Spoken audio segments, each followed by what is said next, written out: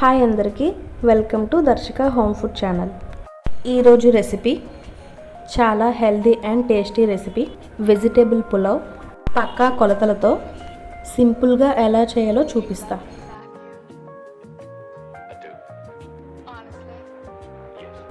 సరే, ప్రాసెస్లోకి వెళ్ళిపోదాం రండి. ముందుగా బిర్యానీ కోసం 1/2 kg బాస్మతి రైస్ని తీసుకోండి.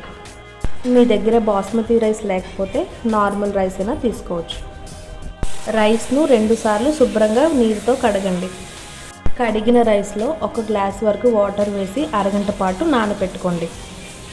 పులావ్ కోసం సన్నగా తరిగిన 2 ఉల్లిపాయలు, 1 టమాటా, 1 క్యారెట్, చిన్న సైజ్ బీట్రూట్, 1/2 కప్పు దాకా గ్రీన్ పీస్, అలాగే కొంచెం పుదీనా, 1.5 టేబుల్ స్పూన్ అల్లం వెల్లుల్లి పేస్ట్, మిల్ మేకర్.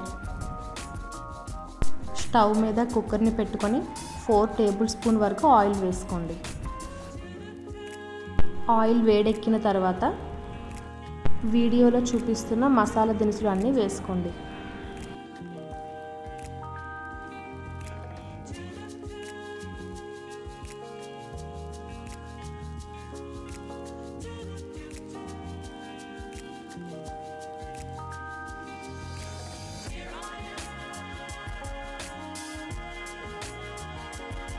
అన్నింటినీ ఒకసారి లైట్గా ఫ్రై చేసుకోండి. తరువాత మనం ముందుగా కట్ చేసుకున్న ఆనియన్, గ్రీన్ చిల్లీ వేసుకోండి. వాటిని ఆయిల్లో లైట్గా ఫ్రై చేసుకోండి. మనం ఫ్రెష్గా తీసుకున్న పుదీనాను కొంచెం వేసి అది కూడా దాంతోపాటు లైట్గా ఫ్రై చేయండి. తరువాత మనం ముందుగా కట్ చేసుకున్న వెజిటబుల్స్ను, బీట్రూట్ వేసి పచ్చివాసన పోయేంత వరకు లైట్గా ఫ్రై చేసుకోండి.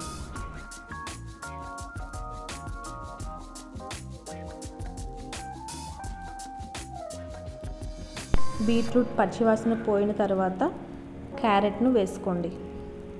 ఈ క్యారెట్ కూడా పచ్చివాసన పోయేంత వరకు అన్నింటినీ ఒకసారి లైట్గా ఫ్రై చేసుకోండి.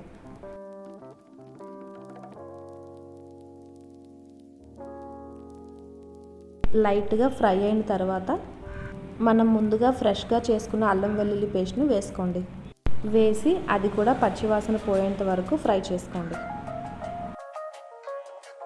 అల్లం వెల్లుల్లి పేస్ట్ పచ్చివాసన పోయిన తర్వాత మనం ముందుగా కట్ చేసి పెట్టుకున్న టమాటో ముక్కలను వేసుకోండి.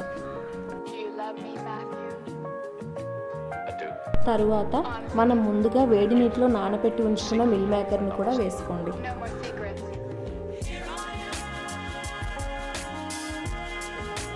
ఇలా అన్నీ వేసుకొని అన్నింటినీ ఒకసారి ఆయిల్లో బాగా ఫ్రై చేసుకోండి.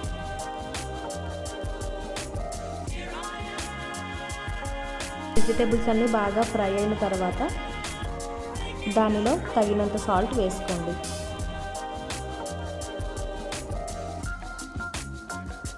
సాల్ట్ వేసి మళ్ళీ ఒకసారి బాగా ఫ్రై చేసుకోండి.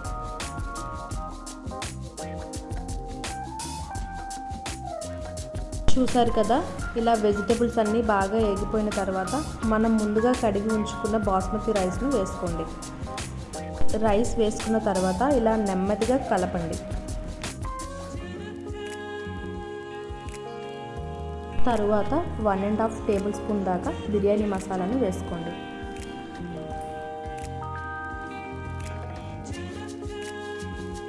రైస్కు మసాలాలు అన్నీ బాగా పట్టేట్టుగా ఆయిల్లో బాగా ఫ్రై చేసుకోండి. ఇలా నెమ్మదిగా కలుపుతూ ఉండండి. తరువాత మళ్ళీ కొంచెం పచ్చి పుదీనాను వేసుకోండి. పుదీనా ఆకు వేయడం వలన బిర్యానీ మంచి ఫ్లేవర్ వస్తుంది. ఇలా అంతా నెమ్మదిగా కలుపుతూ ఫ్రై చేసుకోండి. గట్టిగా కలిపితే రైస్ విరిగిపోతుంది. ఇందాక గ్రీన్ పీస్ వేయడం మర్చిపోయామండి, ఇప్పుడు అది కూడా వేసేస్తున్నాం. వేసి ఒకసారి అంతా బాగా కలుపుకొని 1/2 టేబుల్ స్పూన్ దాకా కసూరి మేతిని వేసుకోండి.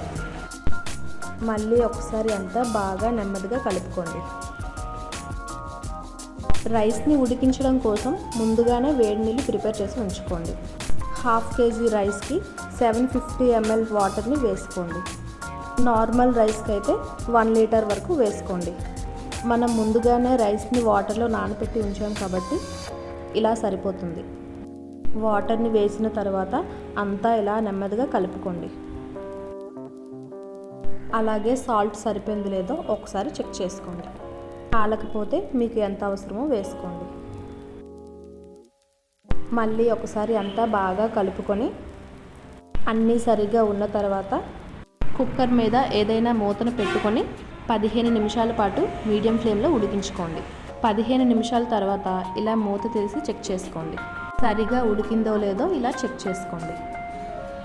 చూసారు కదా, నాకైతే ఇంకా కొంచెం వాటర్ ఉండిపోయినట్టు అనిపించింది. ఇలా కొంచెం వాటర్ ఉండిపోయినట్లయితే మళ్ళీ ఒకసారి మూతను పెట్టుకొని మంటను సిమ్లో పెట్టి 5 నిమిషాల పాటు ఉడికించుకోండి. బిర్యానీ నుంచి ఆవిరి బయటికి వెళ్ళిపోకుండా ఇలా ఏదైనా బరువును పెట్టుకోండి. ఇలా 5 నిమిషాల తర్వాత మూతను తీసి చూస్తే పులావ్ అనేది మంచి స్మెల్తో పొడి పొడిగా కరెక్ట్గా ఉడికిపోయింది. ఇలా నెమ్మదిగా కలుపుకోండి. అప్పుడే రైస్ అనేది విరిగిపోకుండా అలా ఉంటుంది.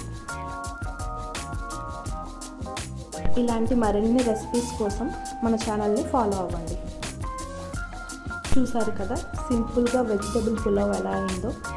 మీరు కూడా ఒకసారి ఇలా ట్రై చేసి చూడండి. వీడియో కనుక మీకు నచ్చినట్లయితే లైక్ చేసి ఛానల్ని సబ్స్క్రైబ్ చేసుకోండి. Thank you for watching.